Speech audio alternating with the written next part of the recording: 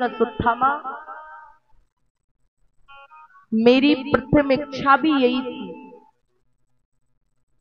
और अंतिम इच्छा भी यही है। मैं पांचों पांडवों के कटे हुए सिर देखना चाहता हूं। जैसे ही सुना अश्वत्थामा ने कहा, दुर्योधन, मैं कल सूर्य उदय से पहले पांचों पांडवों के कटे हुए मस्तक तेरे सामने देखूंगा। जैसे अश्वत्थामा गया तो निवेदन करना चाहता हूं। आप जानते हैं अंधा किसे कहते हैं? दो प्रकार के अंधे होते हैं। पहला अंधा कौन? जिसकी आंखें नहीं होती ना,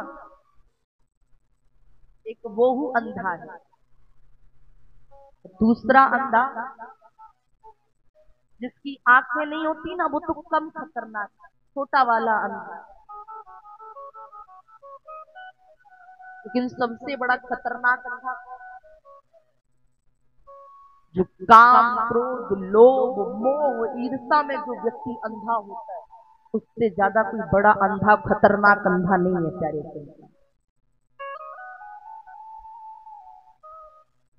आज अश्वत्थामा क्रोध में आया,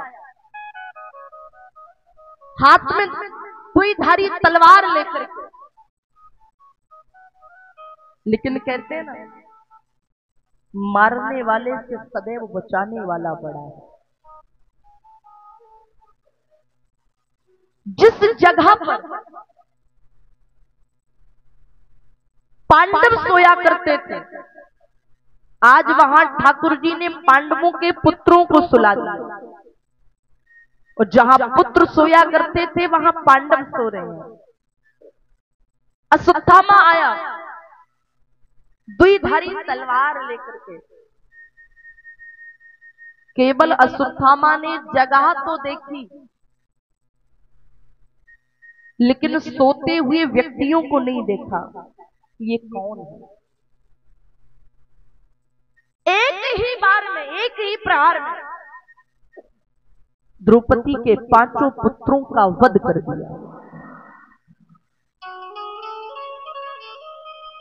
पांचों बालकों के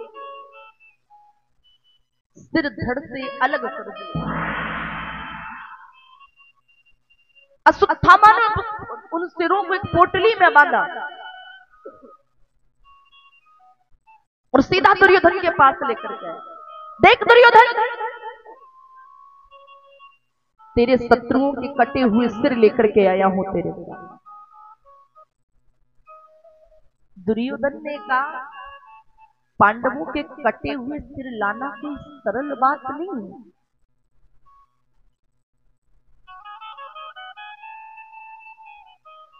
अश्वत्थामा ने कहा, नहीं, मैं लेकर के आया हूं। दुर्योधन ने कहा, दिखाओ। और जैसे ही अश्वत्थामा ने पोटली को खोला, दुर्योधन ने देखा। दुर्योधन ने कहा, अश्वत्थामा, आज तूने हमारे वंश का सर्वनाश कर दिया। मेरी शत्रुता, मेरी दुश्मनी 5 पांडवों से थी, 5 पुत्रों से नहीं थी। इतना कह के दुर्योधन ने अपने प्राणों का परित्याग कर दिया। आज जैसे ही भोर हुई, द्रौपदी सोच रही है, अरे मेरे पुत्र तो बड़ी जल्दी जाग जाया करते, आज तक अभी तक ना जागने का कारण क्या है? द्रौपदी ने जैसे ही जाकर के देखा, द्रौपदी भूमि पर गिर गई। अब विचार करिए,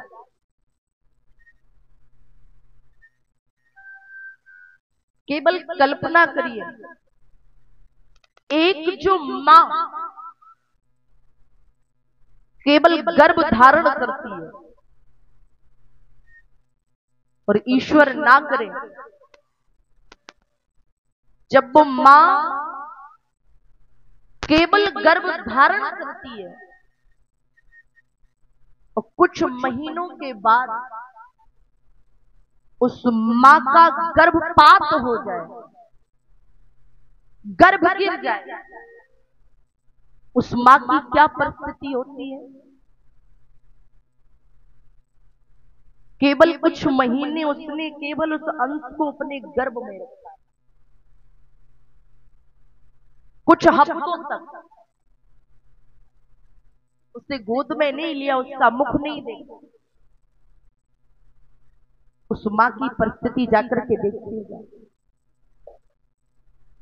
द्रौपदी पर क्या बीती होगी।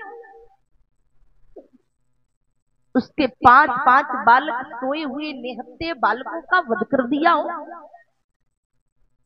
तब दौड़ पड़े, पता किया ये कार्य किसने किया, तो अश्वत्थामा को बालों से घसीटते हुए लेकर के आए, द्रौपदी के सामने लाकर के पटक दिया। सब कह रहे हैं अश्वत्थामा का वध कर दो, अश्वत्थामा का वध कर दो, अश्वत्थामा का वध कर दो। लेकिन ठाकुर जी ने कहा, द्रौपदी क्या अश्वत्थामा का वध कर दिया जाए? अच्छा विचार करिए आप, द्रौपदी कौन है? कोई साधारण स्त्री नहीं है द्रौपदी।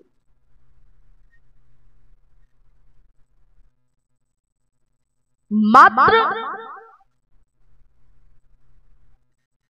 हस्तिनापुर की राजसभा में द्रौपदी का केवल चीर खींचा गया।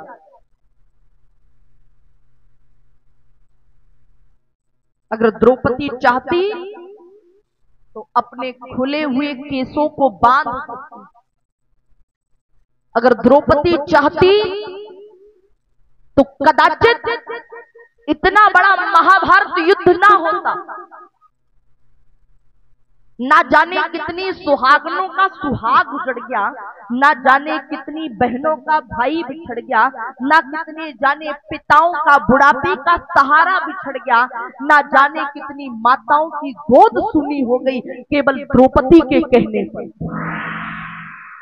जिसने लाखों का नरसंहार कर दिया। सब विचार कर रहे, द्रौपदी अभी कहेगी अश्वत्थामा को मार दिया जाए, लेकिन द्रौपदी ने शब्द कहा। सब पूछ रहे हैं, द्रौपदी बताओ क्या अश्वत्थामा को मार दिया जाए? द्रौपदी के आंखों से आंसू की धारा बह रही है। द्रौपदी ने कहा, कन्हैया आप अश्वत्थामा को मारो मत, इसे जीवित छोड़ दो। सब द्रौपदी को टकटकी लगा के देख रहे हैं। द्रौपदी तुम्हारी केवल तन पर से साड़ी खींची, केवल तुम्हारे तन से साड़ी खींची तो तुमने गांधारी के 100 पुत्रों को युद्ध की अग्नि में झोंक दिया, इतना बड़ा नरसंहार करा दिया। केवल तन पर साड़ी खींची तो अभिमन्यु जैसे वीर को मरना पड़ा, बब्री का सिर कटना पड़ा, केवल एक कहने पर। और जिस अश्वत्थामा ने तुम्हारे 5 बालक मार दिए और तुम उस अश्वत्थामा के लिए कह रही हो छोड़ दो।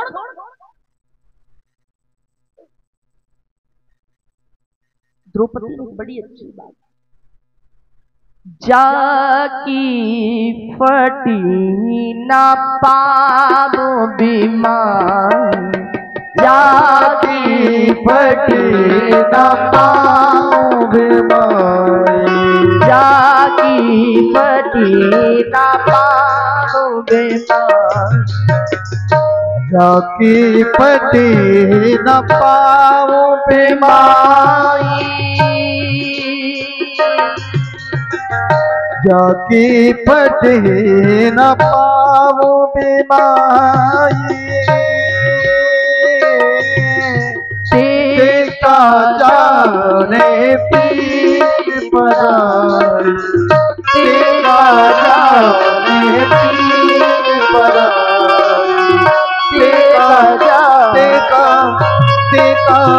देखा जाने पीर पराई। द्रौपदी ने कहा, जब तक जिस व्यक्ति की एड़ियां नहीं फटती ना, वो का जाने एड़ी फटने का दर्द क्या होता है। बांझ का जान प्रसव की पीड़ा, एक बांझ स्त्री क्या जाने प्रसव की पीड़ा क्या होती है। द्रौपदी ने कहा, सरकार मैं इसलिए कह रही हूं कि इन्हें जीवित छोड़ दो। क्यों? क्योंकि एक बेटी का जीवन, एक बेटी का जीवन सदैव इन 3 लोगों के भरोसे बीतता है। इन 3 लोगों के भरोसे बीतता है बेटी का जीवन। पहला, जब तक बिटिया की शादी नहीं हुई, जब तक बिटिया का ब्याह नहीं,